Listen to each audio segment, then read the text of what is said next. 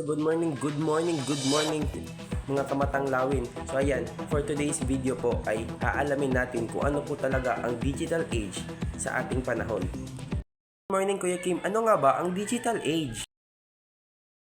So ayan, so marami pang netizen natin ang hindi pa alam kung ano talaga ang digital age. Tara at alamin natin. Yan, so ang digital age ay isa itong electronic computer or electronic devices na ginagamit natin ngayon para mag-transmit and mag-process ng mga information from one place to another. O di ba? So, swerte na kahit it is because meron na tayong high-tech technology sa pagpaprocess ng ating mga ginagawa. At hindi lang 'yon. Meron pa tayong milestone and development para sa ating digital age. At ito ay internet. So alam naman natin and we all know that hindi lang ako at hindi lang ikaw but all the people here living in the earth ay gumagamit nito. So ano nga ba ang internet? So ang internet ay revolutionizing communication and information dissemination at ito ay cornerstone of the digital age. So ito ay ginagamit natin or ginagamit ng buong ng lahat ng tao sa pagse-search, sa pagpapasa ng mga information through online. So pangalawa, personal computing revolution. So from the word computing revolution, it is parang ano siya, we call it para sa computer, di ba? So ayan. So ang meaning dito ay the introduction of personal computers brought computing power to individuals, changing the dynamics of work and personal life. O diba, tama ako?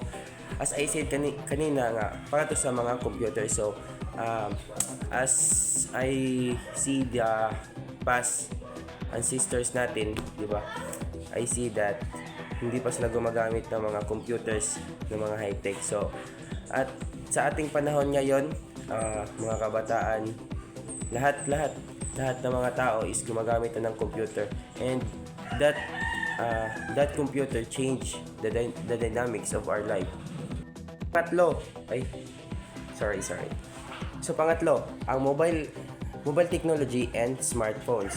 So alam naman natin kung ano ito at ito ay palaging dala, di ba?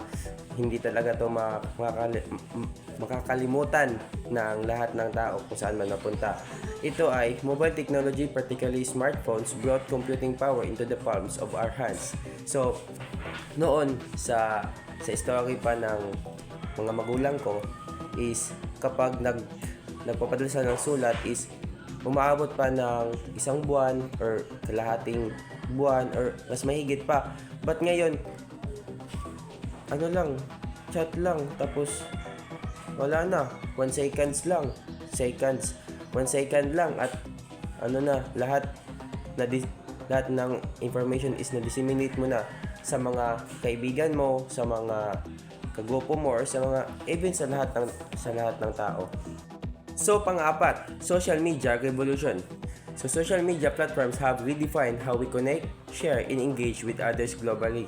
So sa tulad nito ay makakausap mo na ang taong mahal mo kahit nasa malayo siya. So, di ba? Ang swerte na natin kahit nasa LDR siya at nandito ka, at least makakausap mo. Sana all.